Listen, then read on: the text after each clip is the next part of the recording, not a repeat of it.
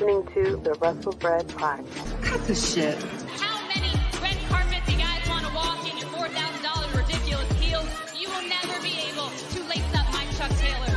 This is your fault. This is your fault. I didn't get mad when you stole all my moves. Your daddy's not here anymore. How was your movie, by the way? I missed it. Mine went straight to DVD, just like yours. Careful you don't hurt your neck again going through those ropes. What is going on, ladies and gentlemen? Ooh, focus. Happy Thursday. Happy Thursday night football day. As we are watching the Jacksonville Jaguars just go into town with the Saints. It is what it is. I do have I have Trevor Lawrence on my fantasy team, so I'm wishing him luck. And I think I have some other people too from the Jacksonville Jaguars on my fantasy teams as well. I'm on 3 fantasy teams. I'm like 3 and 4 on one team. I think on the Fanatics League, I'm 2 and 4 actually. So I'm 2 and 4 in the Fanatics League. I am, let's see. I am 3 and 3 in one, and I think I'm 5 and 1 in the other. Let's see. I think I'm 5 and 1 in the other. Yeah, 5 and 1 in the other. So I'm doing okay. The only annoying thing was that the only annoying thing is that when it comes to playing multiple fantasy leagues, what happens a lot of time is you'll have someone on your team, and then in another league, you're going against that person. So in one league, I have Christian McCaffrey. In another league, I was going against him this week. One league, I started Lamar Jackson. In the other league, I was going against Lamar Jackson. So it was just very, very annoying this week because I was like rooting for the players on my team, but I'm like stabbing myself in the foot at the same time.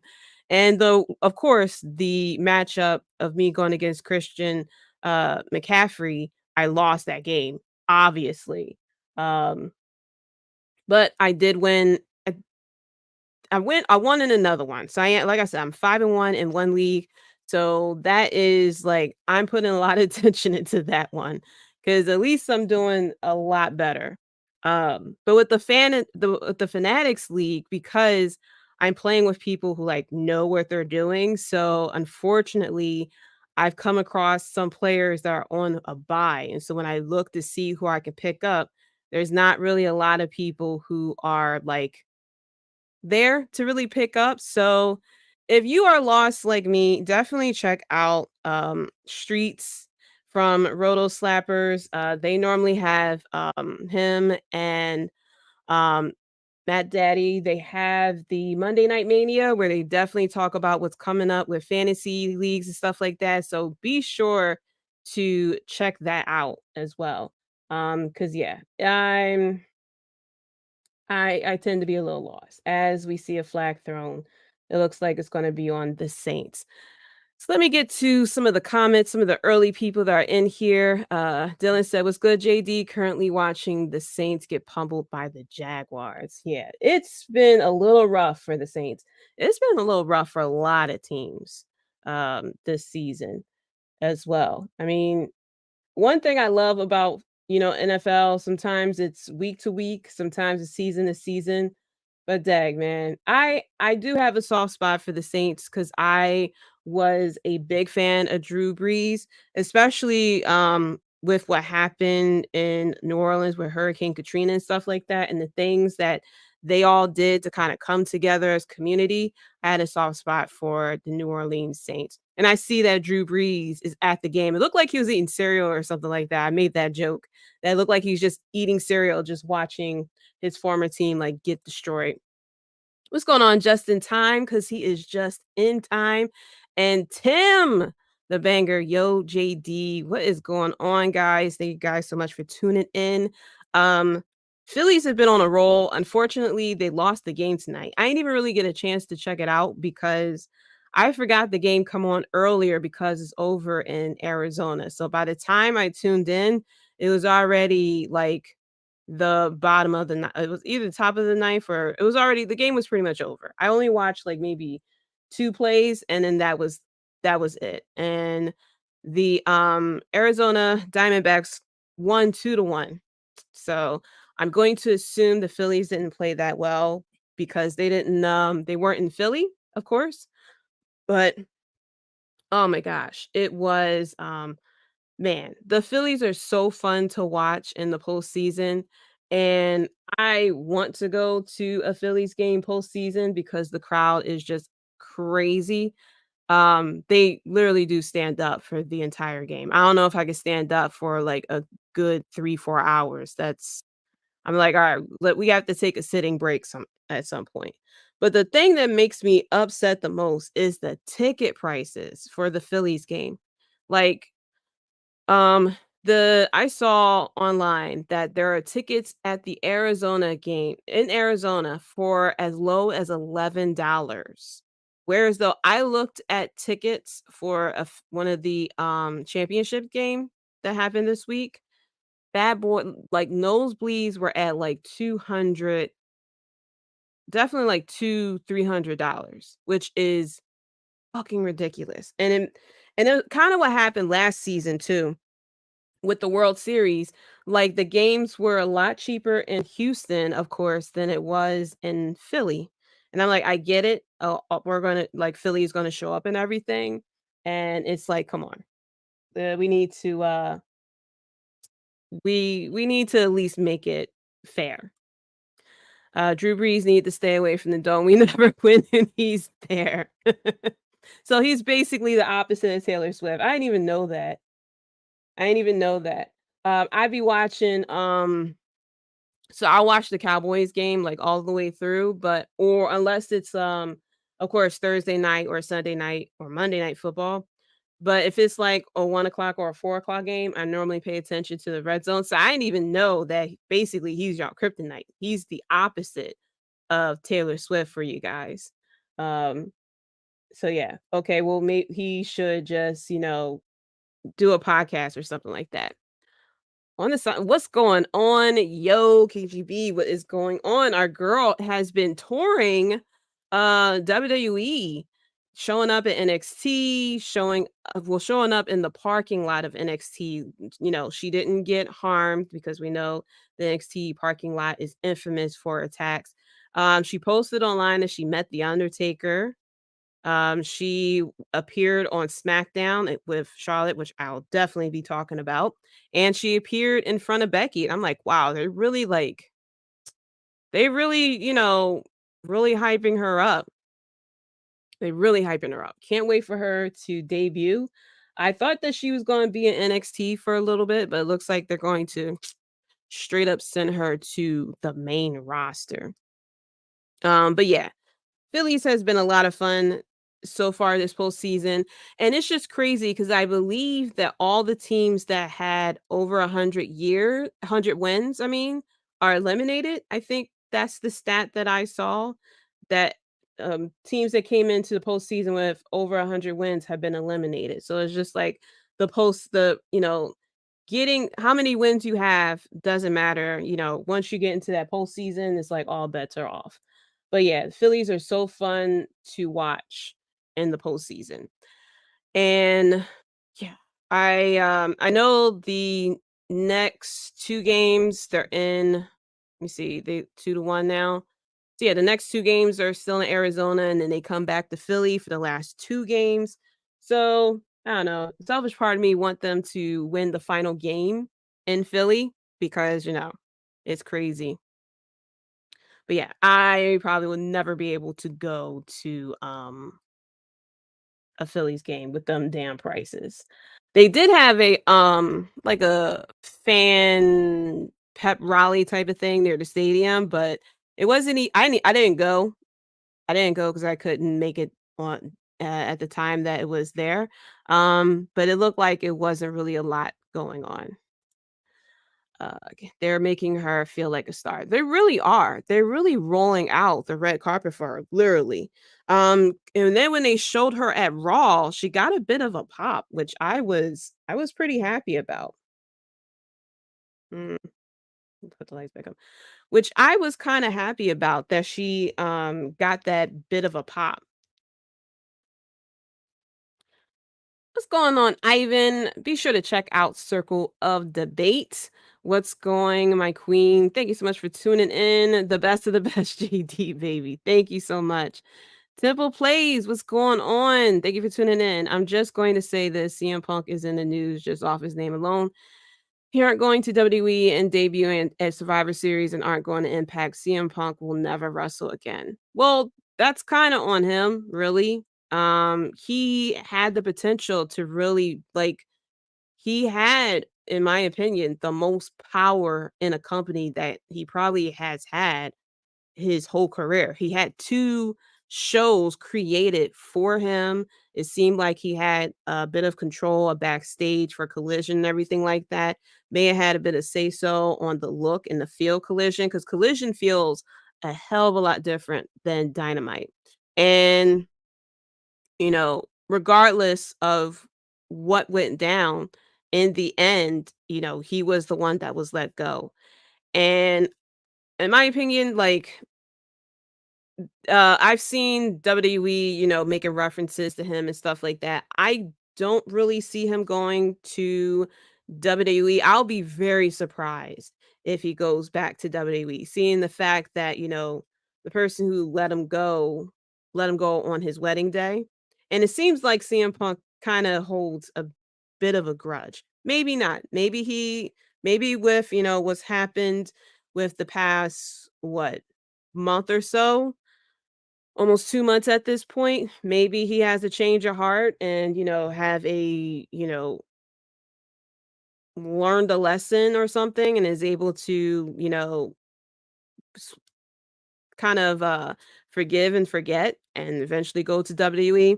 But there's been so many rumors of back and forth about whether he's going to WWE, that WWE turned him down and stuff like that. But who knows? I just hope fans don't get so hyped on themselves for him to come to Survivor Series that when he doesn't show up at Survivor Series, they feel as though, oh, it's a bad pay-per-view because CM Punk didn't show up. As if WWE sat there and made it blatant that he was going to show up. With AEW, they made it blatant that he was showing up. They kind of made it blatant that he was showing up. But WWE, they're making slight references, stuff like that, and we're just all going off of rumors and everything.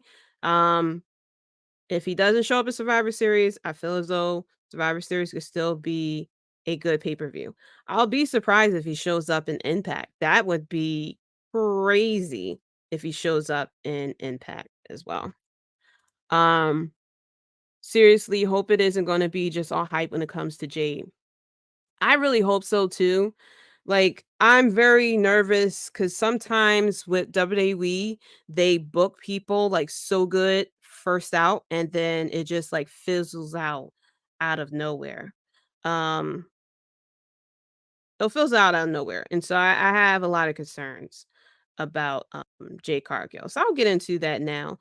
Um, as we all seen that she has been seen basically face to face with fucking Becky Lynch. She shook hands with Triple H, shook hands with Shawn Michaels, um, Adam Pearce as well, Nick Aldis, standing toe to toe to Charlotte and Becky Lynch as well, the major players of the women's division in WWE. So they're definitely, you know, giving people a head turn. I'm sure the girlfriends of WWE fans are starting to really worry because their girlfriends are suddenly like, "Oh, who's that?" Because I always call Jade Cargill the Mrs. Steal Your Wife, Steal Your Girlfriend. And she puts that in her profile too, that she will steal your girlfriend and steal your wife. But yeah, it seems like she's gonna start off hot. I'm very curious as to what her first feud would be. Now that will be the biggest thing. I do hope that they don't start her off with squash matches like they did with Omos and stuff like that. I believe they kind of did it with Nia Jax too for a bit, that they just had them do a bunch of squash matches and then like kind of go into a feud. I'm hoping that Jade Cargill actually gets into a feud, not with any of the major players. I feel like don't throw her out there like immediately her versus Charlotte type of situation. I would say I don't even know if they're gonna have her as a face or a heel because she's just showing up and with a smile on her face and stuff like that. So I don't know if they're gonna have her as a face or a heel. You can have her. I'm trying to think. I don't want her to feud immediately with Bianca Belair just yet. I mean, we can have her going against maybe Bailey. Kind of give something with Bailey at that point. You can have not really exactly with Rhea Ripley just yet. I feel as though like I think the major players should come after the first feud. I think the first feud should be a bit of an introduction to everyone because everyone sees her look, but they don't really know how she is in the ring. And I feel as though proper feud, with the proper initial feud, I think that she would be a lot better. Um, Just Time says, seriously, don't believe any of the dirt sheets. WWE has all the opportunity to make AEW look second rate with a Punk return and by giving him a live mic, and they won't pass that up. True.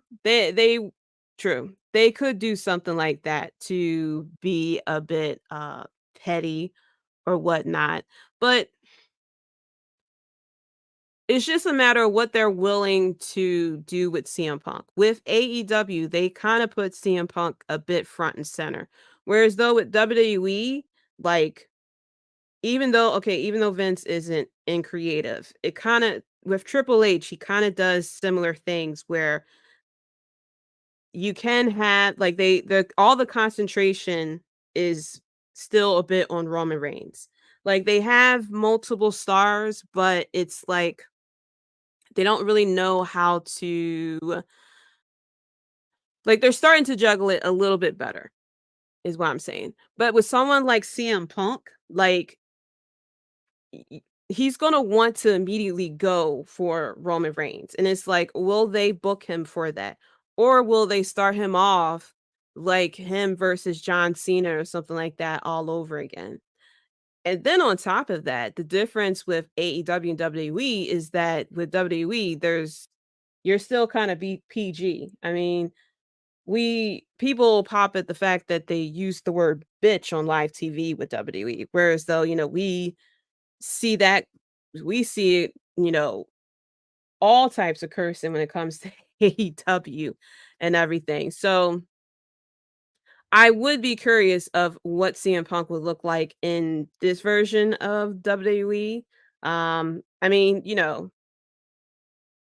he was there at he was kind of there for the initial PG era a bit, but yeah, I'm curious to see what they would do with him. If they do come together and say, "Okay, let's do this." Um Eli Myers, thank you for tuning in. Feel like Jade could squash Chelsea first before making any final decisions. That would be you could do that and then throw in Piper Nevin in there as well. Like I said, I just want her to start off on a smaller feud. Not really too much, not like give her like local jobbers for her to consistently do squash matches. But have her, yeah, go against someone like Chelsea or Piper Nevin. You can even bring in women like Candice LeRae. I don't want to say Indy Hartwell, but I guess Indy Hartwell. And I say, start to build up from there. Go to Bailey. Go to you can have Tegan Knox, eventually Natalia, and kind of build up. And I feel like definitely once we get into the WrestleMania season, once we hit Royal Rumble, yeah, start building her towards the bigger feuds of Rhea and Charlotte and Becky and Bianca and Io and whatnot as well. But my biggest concern with Jade Cargill is once they do all this stuff, I feel like they have a WrestleMania plan for her.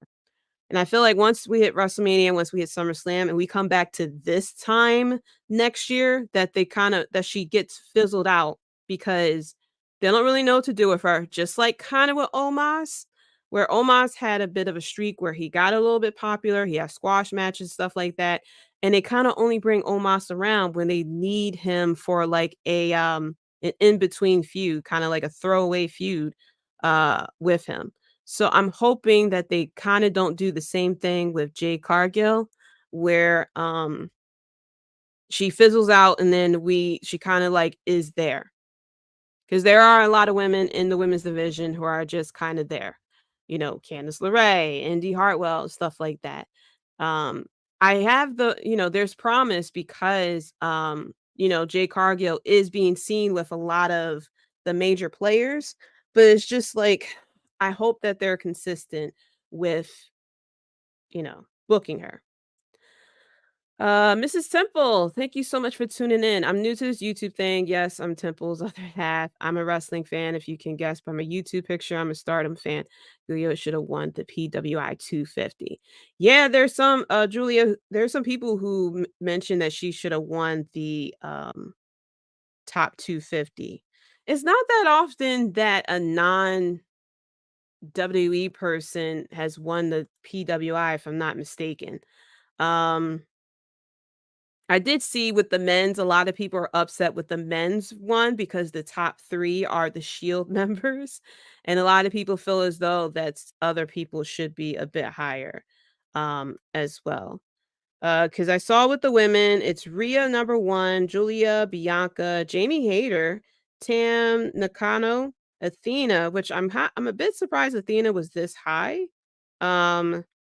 Because AEW, they put the title on her and she's kind of been like she's been on Ring of Honor, but she kind of like has been there. Deonna Purrazzo, Willow Nightingale, Camille, and Jordan Grace. And then with the men, the top 10, Seth Rollins, Roman Reigns, Jon Moxley, Gunther, El Hijo del Vikingo, MJF, Okada, Orange Cassidy, Josh Alexander, and Cody Rhodes. There were some people that were upset that Cody Rhodes was a bit low on the list. But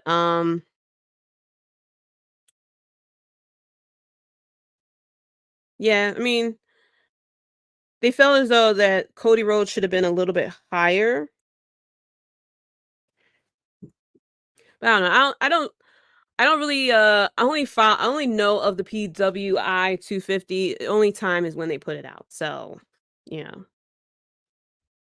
I don't know 100% what their criteria is for it. Like, is it by most popular, who had the best year, like wrestling wise? Does win-loss records go into it?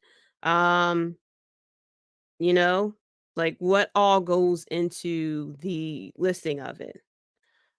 Because as far as with Seth Rollins, Roman Reigns has been consistent. He fell off once Mania rolled around, and then it turned into Seth Rollins' show. So that's my biggest question. Tim, I can see Punk in WWE still. I'm sure you can. Like I said, I'm very curious as to what that would look like of CM Punk in WWE. Mrs. Temple said, wouldn't Phil look like a hypocrite for going back to WWE, though, with the things he has said since he left? Plus, they fired him on his wedding day. Exactly. That's what I said. They fired, especially Triple H is the one in charge of creative, and that's the one who like sent the papers to CM Punk on his wedding day. And like I said, from the fact that he still is not cool with Colt Cabana, I feel as though he may still have a grudge with WWE, but who knows? Money talks. People are very forgiving when money talks. I didn't see Cody Rhodes going back to WWE because he led such an anti-WWE culture in AEW. He did all this stuff, been talking shit about WWE for years. And the moment that something didn't go his way in AEW, whatever that personal issue is, all of a sudden, money talks. He's in WWE. He fucking went up against his former company when this last Tuesday. So it's just like he would be a hypocrite. But I'm very sure people will be very forgiving of him going to WWE because they'll just be happy that he's there. Because I was like, his whole thing was like kind of anti-establishment, anti-WWE. It's going to be the same thing of when Stone Cold Steve Austin sided with Vince McMahon. It's going to give me those feels when Vince McMahon and Stone Cold Steve Austin were suddenly cool with each other. It's gonna give me that same feeling, if CM Punk goes back to WWE, especially if he shows up on screen the same time, if he shows up on screen with Triple H. Like, if CM Punk does come back, I do want the pointing Triple H photo as well with Stephanie McMahon on the other side. Eli says, "Don't think she needs the jobber route. She did that in AEW. Jay will eventually get to Charlotte, Becky, and Bailey, and even Bianca soon." Yeah, I completely agree that she'll eventually get there. I think it's going to all happen, between more likely between Royal Rumble and SummerSlam of next year. I don't think she needs to go the jobber route. I think she should have a feud to kind of introduce herself to the fans, especially for them to determine if she's going to be a face or a heel. Because if she goes against Becky, they'll more likely look at her more as a bit of a heel. If she goes against Charlotte, she'll be more of a face. And then with Bianca, it's going to be like Sasha versus Bianca all over again. I just hope that they are consistent with her booking, that she doesn't lose momentum after a year, after a year around this time and stuff like that. Because sometimes with WWE, they'll have, ideas for you. All right, we're going to do this, that, and the third. And then they run out of ideas and it's just like, oh shit, what are we going to do? What are we going to do? Like, for example, Cody Rhodes. Idea, finish the story. And then they made a decision to let Roman keep the title. And then it was like, okay, well, we're going to have him continue the story, but he's going to go on this side quest and he's going to go against Brock Lesnar, and he went against Dominic at one point. And then he decided, oh, forget about finishing my story. I'm going to go and team up with the person who cost me the championship match, become tag team champion. We create a whole catchphrase and everything, and then lose the tag team titles. And now it seems like he's back to trying to finish the story. So I'm hoping that they're just consistent with her. Mrs. Temple said, "Money doesn't buy you happiness, though." It doesn't. It doesn't. But some people will definitely swallow pride for enough money. KGB said, "I don't think CM Punk going back. They don't need him. They don't. They really don't. He kind of needs WWE. Like, I don't know what he's going to do, if he's just going to kind of retire, go back to commentary with UFC, I guess, because that's what he was doing before he went to AEW. But there's going to be such a pocket of fans that's just going to constantly want him to show up, or, kind of do some type of appearance or something with them, because they feel as though that there's always going to be something more there with him, for more from him, like they're the true, finish the story type of situation. I feel as though it'll be very interesting if he goes back. I can't say never because I said never with Cody Rhodes, and this motherfucker is like the baby face of the whole company. Plus, you got to think, does the new owners want to deal with him? Exactly, because he worked for UFC, he worked for WWE, so they are the final shot callers now. Like, okay, he does have the star power, but look what the hell he did in AEW. If you listen to the Dirt Cheese, what kind of I mean, Tony Khan kind of said it himself. Sat there and caused, a lot of ruckus in the caused a lot of ruckus backstage and then lunged at him. Like, you don't lunge at your boss. I mean, he went after him, which is something that you don't do at all. Um, this Jimmy story in the bloodline makes zero sense to me. Then again, wrestling has fallen off. I miss wrestling before the pandemic. Yeah, I admit I did not really watch the episode of SmackDown where he, I guess, explained the reason why he is back in the bloodline. Because I'm like, you turned your back on your brother because you didn't want him to end up like Roman Reigns, but you are back with Roman Reigns. So I completely missed that. I didn't even look up to see what the actual explanation is. It's just like, okay, he's back with the bloodline. I when he turned on his brother, I thought it was like, you lost sight, you decided to go after, Roman Reigns, we should be a family, cool together, stuff like that. But I didn't think he would like turn around and join the bloodline. Like, that was the whole thing of you guys leaving the bloodline because of Roman Reigns. And now y'all back with him. I guess WWE noticed, okay, we're losing viewers and money because we're breaking up the bloodline. We got to get them together in some type of capacity.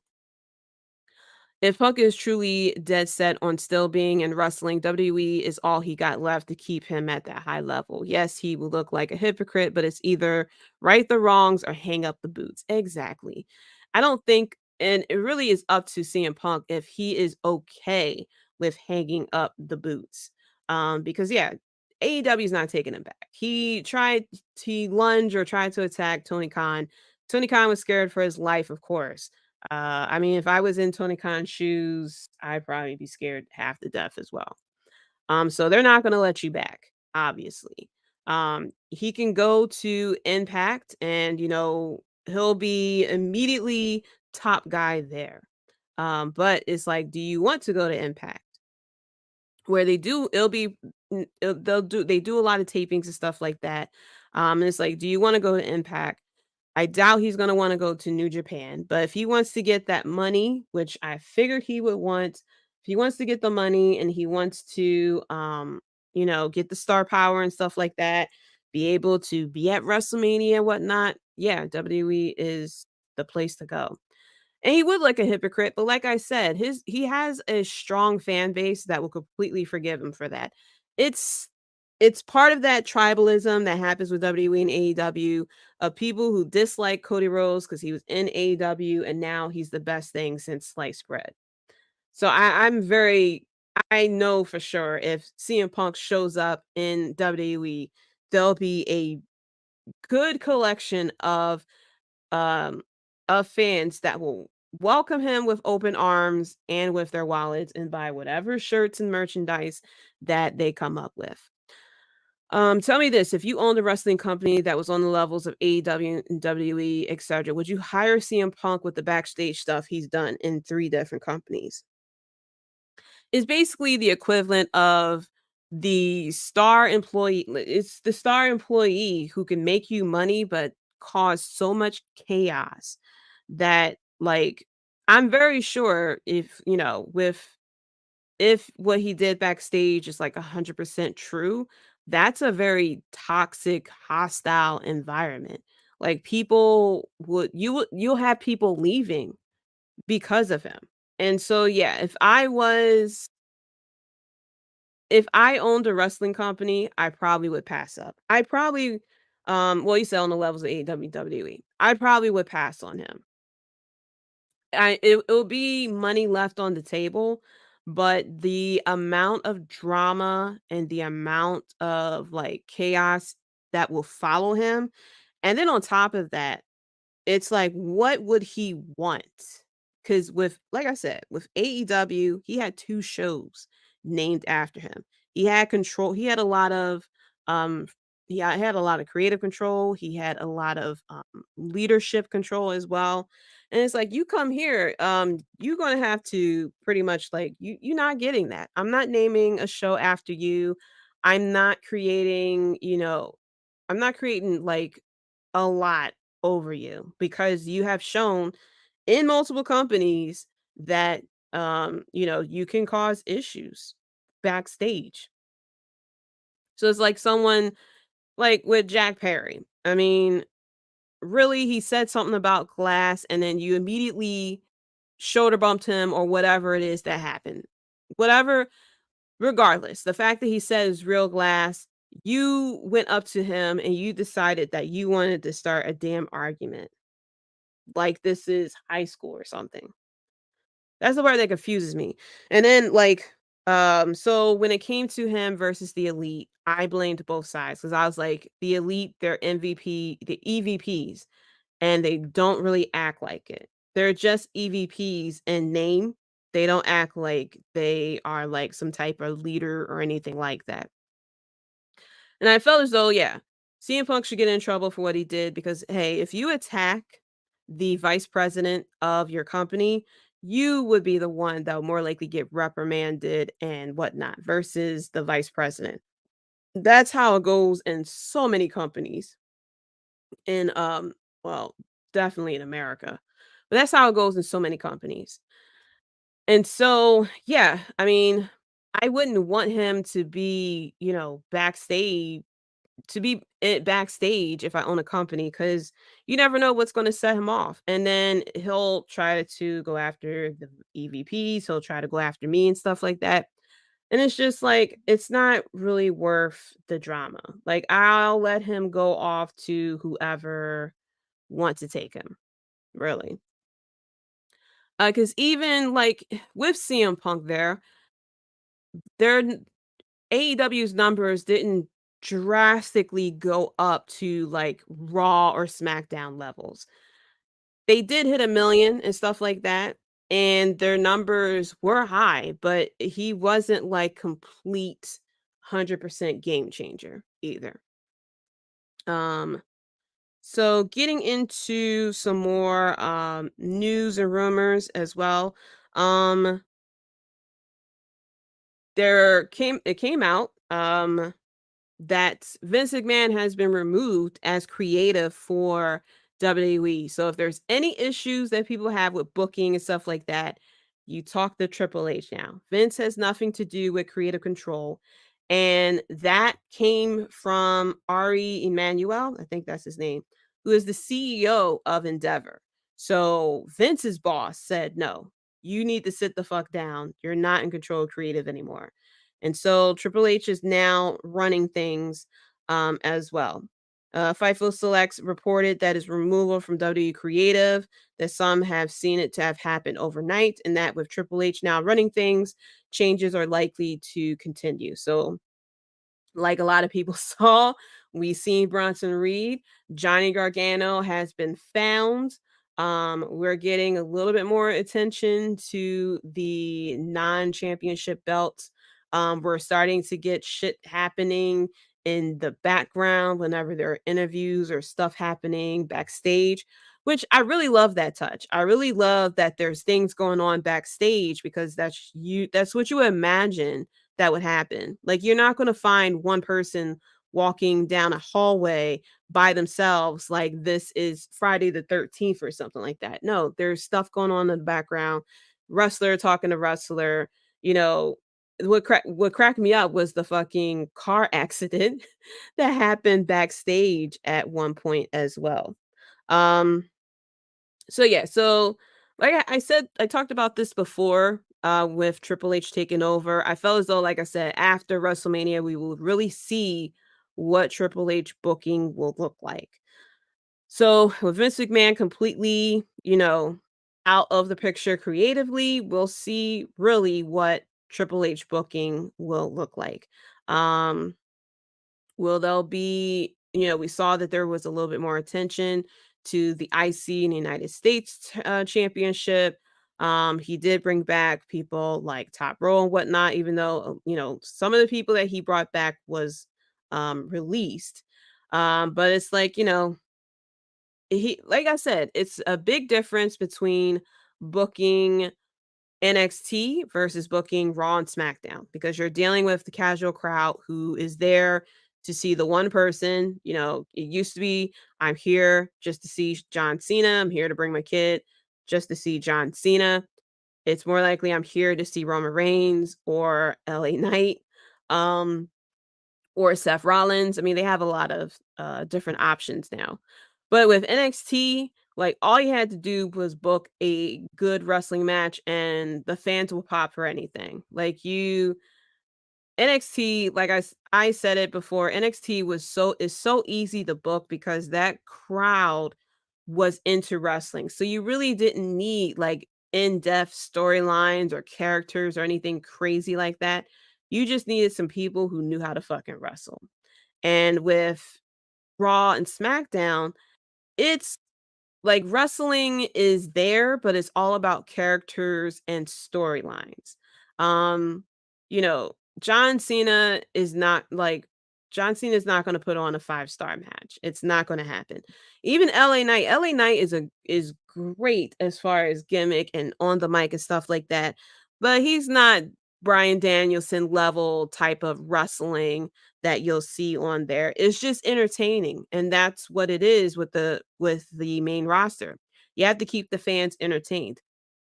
When they introduced fucking Nick Aldis, there was an applause, but it wasn't like, "Hey, like, do y'all know who the fuck this is? This Mr. 10 pounds of gold." And I can't wait to see how the crowd will react to Nick as we go a little bit further with him as GM. Maybe he'll be in the ring. Who knows? We'll see him more on the mic, backstage and stuff like that. But I don't know. We shall see. But congratulations to Kofi Kingston. His nonprofit,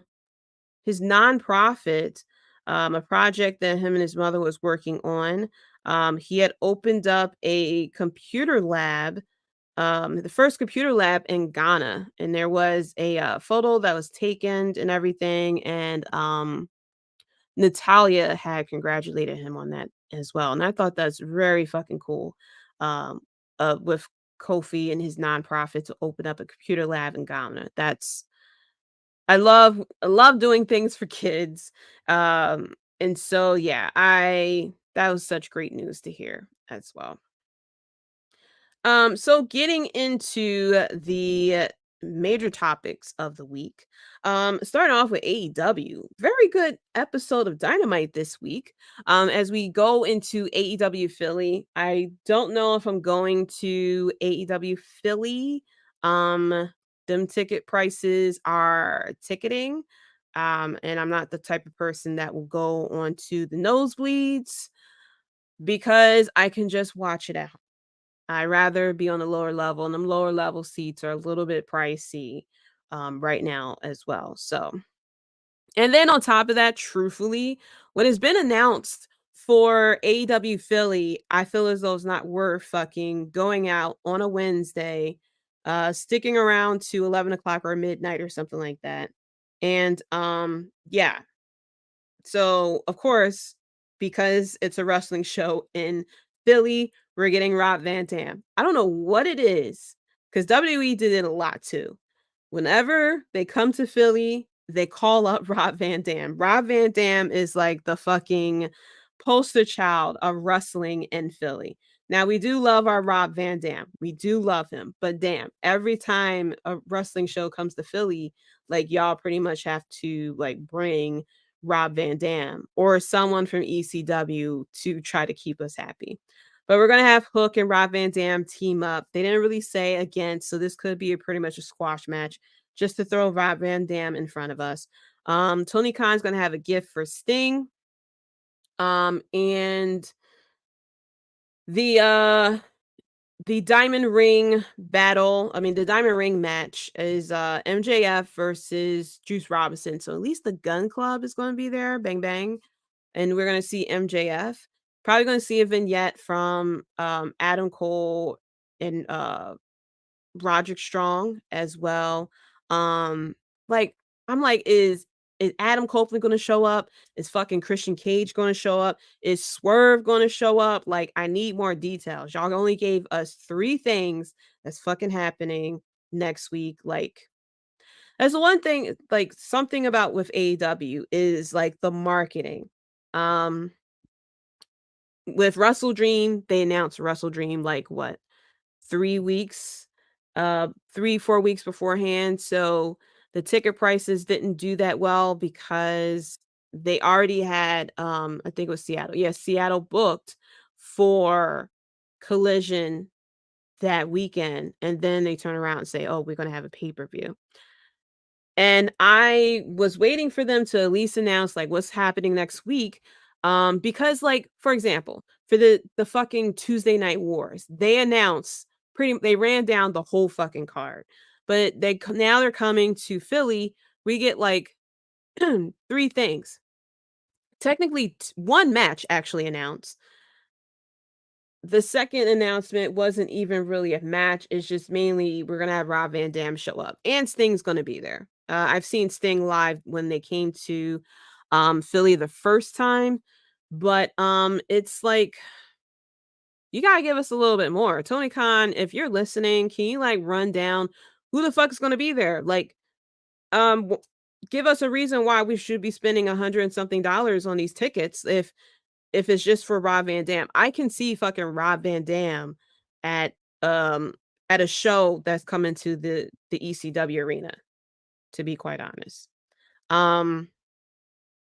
It's like I said, Swerve gonna be there, Bryan Danielson gonna be there, is Ricky Starks gonna be there. Adam Copeland, the biggest thing, craziest thing. I've been a wrestling fan for so long. I've never seen Adam Copeland live.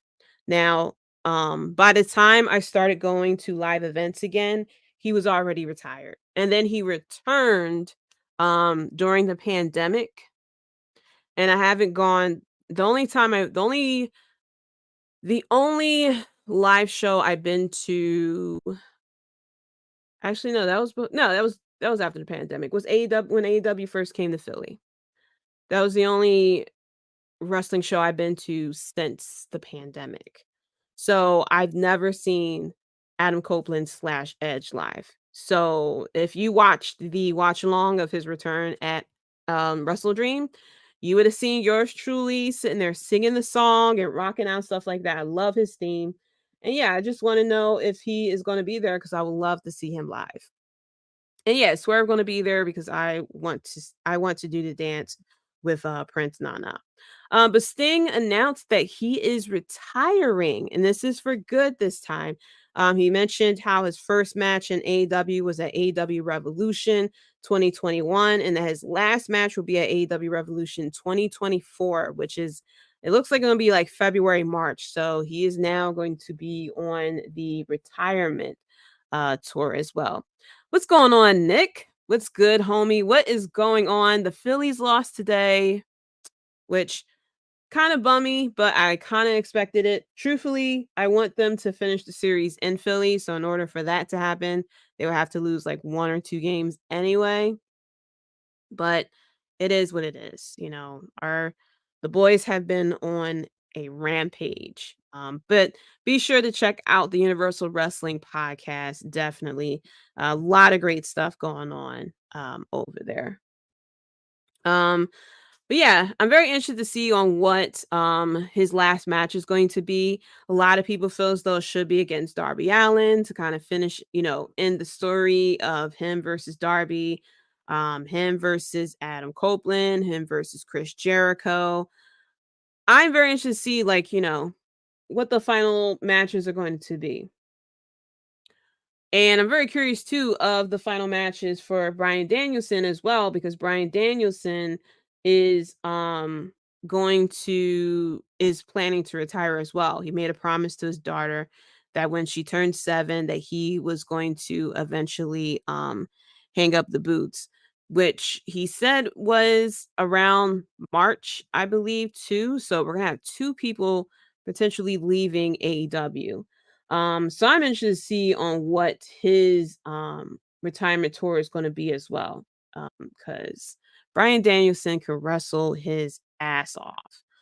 So I can't wait to see who he wants to go against, because there's still a lot of people that would love for him to go against. First of all, he needs to go against Kenny Omega again. Like, we need for that to happen.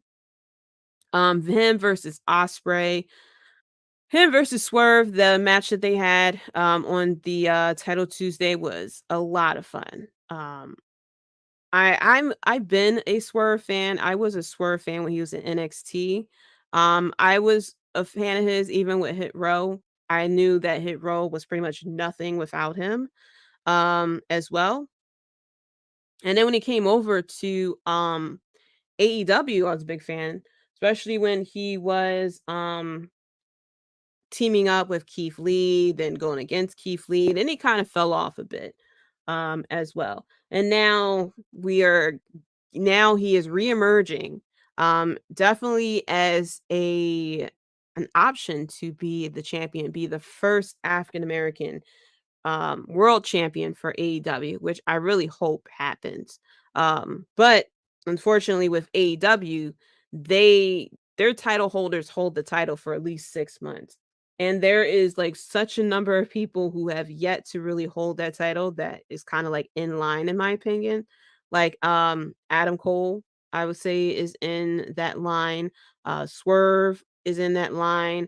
A bit, I mean, Jay White's getting his title shot. I feel as though he's going to lose this title shot because he has the title right now.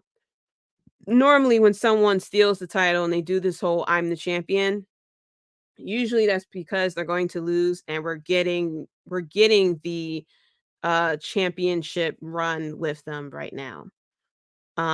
Who else? I'm missing people.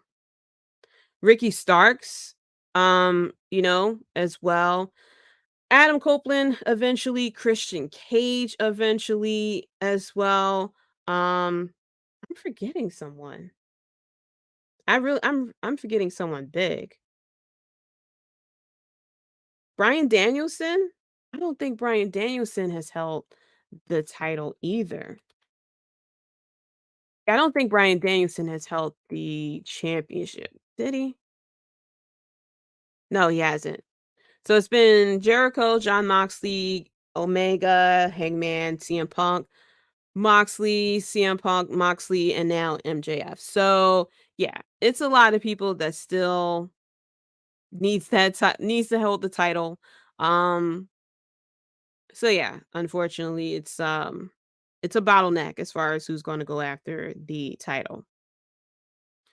We're gonna have the premiere too of the music video for Swerve Song.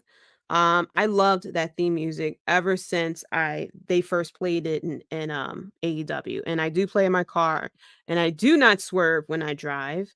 Nope, the Philly police will not be appreciative of that.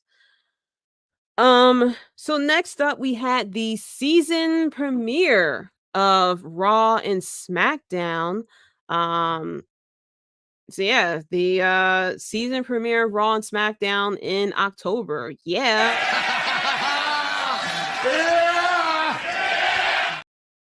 Yeah, so it always confuses me when they have these season premieres. Usually the season premiere lines up with the start of the football season, but it feels like they forgot that was happening and decided to do the season premiere for this week. And with the season premiere, we had a bit of a different, look especially with SmackDown. We had the introduction, like I said earlier, of Nick Aldis as the GM of SmackDown. He had he had a small reaction to it, but to kind of get people towards his side, they put him alongside with Dom, which was a good idea, because there was a bit of back and forth between Dom, especially with Triple H and Nick Aldis. Triple H sitting there is like, oh, I thought they piped in, like really playing up to the shit talking that people did, not believing that the crowd was actually booing him. Sat there and said, oh, I thought they pipe in the noise. I didn't know that this is actually them booing you. And said, say it again, even switch the mics to show like, no, we're not turning down the mic or anything. That was my theory. I knew the boos were there. I felt as though that they wanted to make it so loud that they turned down his mic. Nope, they didn't turn down his mic. My theory was out of the window. But yeah, with Triple H sitting there just playing up to all the theories of what people are saying about Dom and the booing, that the noise was piped in, that the crowd isn't as loud as it was. And like, I always found it very impressive that they kept it, that it's consistent no matter what city that they go to. But Triple H was pretty much like telling everyone, go fuck yourself. I love that. But yeah. So like I said, we had the introduction of Nick Aldis. We had Jade Cargill showing up on SmackDown, with Triple H sitting there just popping his head in there, standing toe to toe with Charlotte. And then on no, I was about to say SmackDown.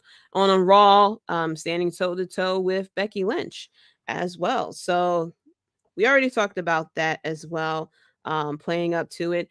We had Bronson Reed going against Gunther in a very good match. We are getting Bronson Reed back, the motherfucker that was in NXT, which I'm happy about. We had Johnny Gargano going against was it Ludwig? I think it was I forgot who it was. Kaiser, I think it was, that he went against from Imperium as well.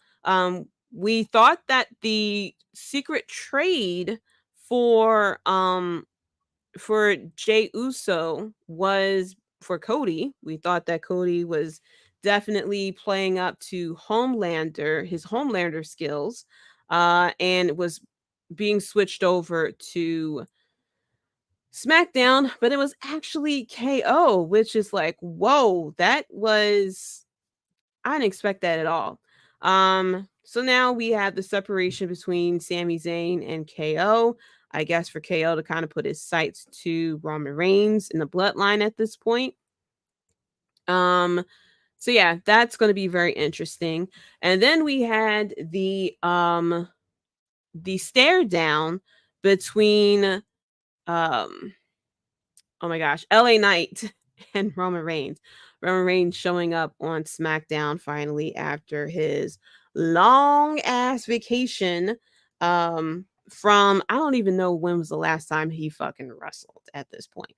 But yeah, came back from vacation, showed up on SmackDown to LA Knight with John Cena in the ring. John Cena fucking, like, he had so like like LA Knight was sitting there talking mad shit to Roman, and was talking shit to Jimmy and Solo. And John Cena is like in the corner, just like, oh, oh, oh, oh, whoa. And then of course, once LA Knight got attacked by Jimmy, Solo was standing in front of John Cena, like, do something. And Cena is sitting there fucking reacting to LA Knight getting over on Jimmy. He's just like waving and jumping and fuck like that. I'm still like put a fucking pair of pom-poms in his hand and he can just keep it going. But that's John Cena. John Cena!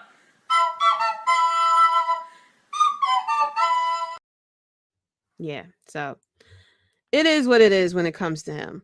But yeah, so, and then we had the stare down, of course, with Cody and Roman Reigns. So what I really like is that I like when we have multiple people trying to go after the belt. We don't have to have just because, you know, Roman is in a storyline with Cody, for example, doesn't mean that we can't have someone like LA Knight, you know, cutting a promo against him that's like, I'm coming after your belt eventually. Kind of similar to what is going on with MJF. He's the champion. He has Jay White going after him. He has Juice Robinson going after him. He has Max Caster trying to like get him to put a ring on it. He has multiple people coming after him. He had Kenny Omega. It sound like he's coming after him after MJF told him 13 more days, bitch. Of course, that's when 13 days is when he will surpass Kenny Omega's title reign. From Kenny had was the belt collector at that time. And so I don't mind when there is a bunch of people going after the champion. You don't have to have like multiple storylines or anything like that. You can simply have like we saw, a stare down between Roman Reigns and Cody Rhodes. We had a promo off with LA Knight and Roman Reigns, which I believe, I know we have the no, we got Crown Jewel coming up, which apparently Crown Jewel, they're gonna have a live show at the same time as Crown Jewel, which I was a little bit surprised about. But yeah, we have Crown Jewel coming up, and as of right now, we have one match announced as of right now, which is Drew McIntyre versus Seth Rollins. But yeah, I don't mind when there's a bunch of people coming after the champion at the same time. Like I said, we don't have to create like five different storylines or anything, but just give a little something so that to let us know, like, okay, this person is eventually looking at the title as well.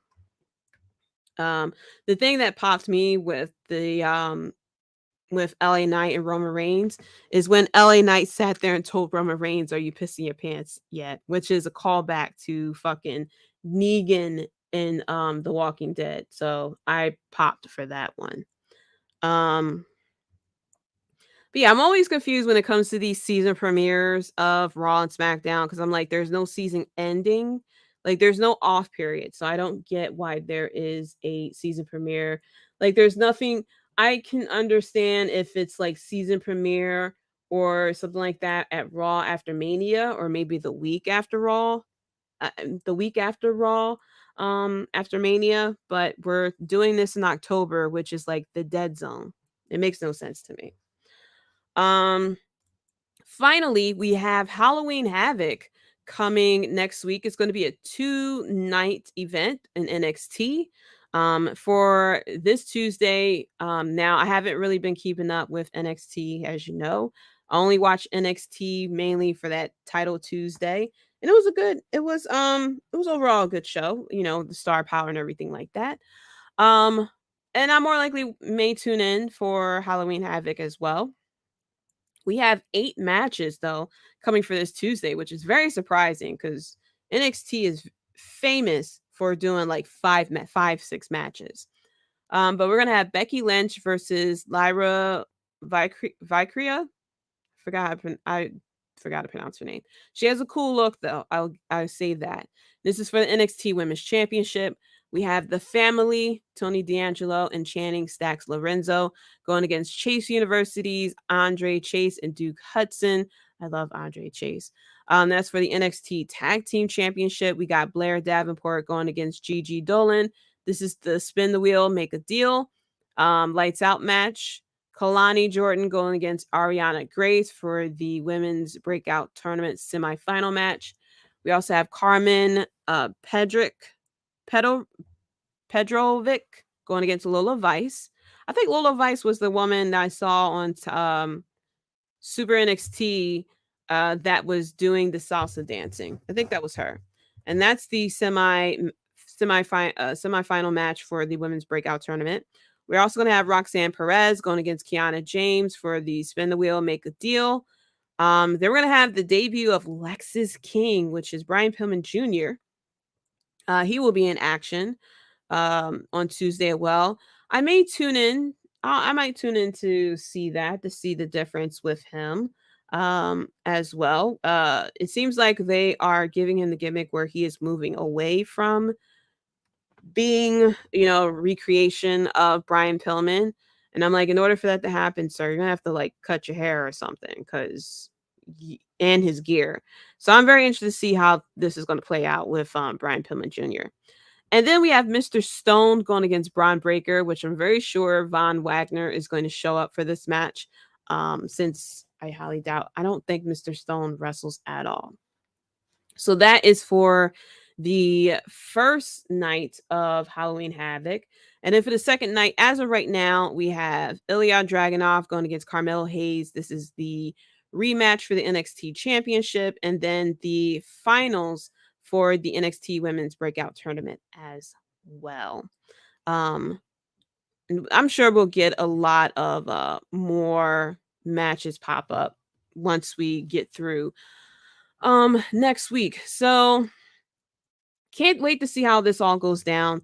I'm very interested to see on what will be announced. Hopefully we get something else on Collision. I'm sure we're going to get a lot more announced on Collision of what's going to happen for Dynamite. Like I'm like 80% sure I will not be going to AEW Philly, but there is a part of me that definitely would love to go to AEW Dynamite in Philly. But yeah, I don't know. The ticket prices are, ticketing. So we will definitely have to see. Yeah, but that's it for the Wrestlebread podcast. A bit of a shorter episode this week because wasn't as much stuff really going on. Plus I was like really paying attention to the Phillies game. So I was really paying attention to the Phillies game, and then of course during Raw, the Cowboys played. So I was paying attention to the Phillies game and the Cowboys game, and then Raw was kind of just there. So I did miss a good portion of what happened with Raw, and I didn't watch it back. And then I believe with SmackDown may have been a Phillies game as well. I don't know. It was a lot that was happening this past weekend. So I really didn't tune into as much wrestling as I normally would have. But like I said, thank you so much for tuning in. You can find me on Twitter at JDC137. You can also find the podcast at Wrestlebread as well. Be sure to click the links in the bio for all the social media. You can find I'm about to say the Philly Fanatic. Wow. It is a Philly Fanatic, but yeah. The Fanatics Network at The Fan ENT as well. If you are on YouTube, click the like button and subscribe. Leave a comment if you're watching this back of your thoughts for this week as well. And how do you feel about CM Punk? Do you think CM Punk will show up in WWE? And like Miss Temple had asked me, if you were in charge of a wrestling company that was on the levels of AEW and WWE, would you hire CM Punk with all the backstage stuff he has done with the previous companies he was in? Go to thefanent.com. We are a group of podcasters and writers that are passionate about what we do. Like I always say, check out all the podcasts, find out which one you really like, follow the podcast, follow the podcasters as well. We have plenty of podcasts and writers that talks about football, baseball, movies, entertainment, fantasy football as well too. Coming up next week, it'll be a bit of a review of what happened at Halloween Havoc. If I do go to AEW Philly, I'll talk about what happened there. I'll definitely do a review of what happened in AEW Philly as well. But yeah, thank you guys so much for listening. Go Phillies. And until next time, guys, peace. As soon as I play the outro.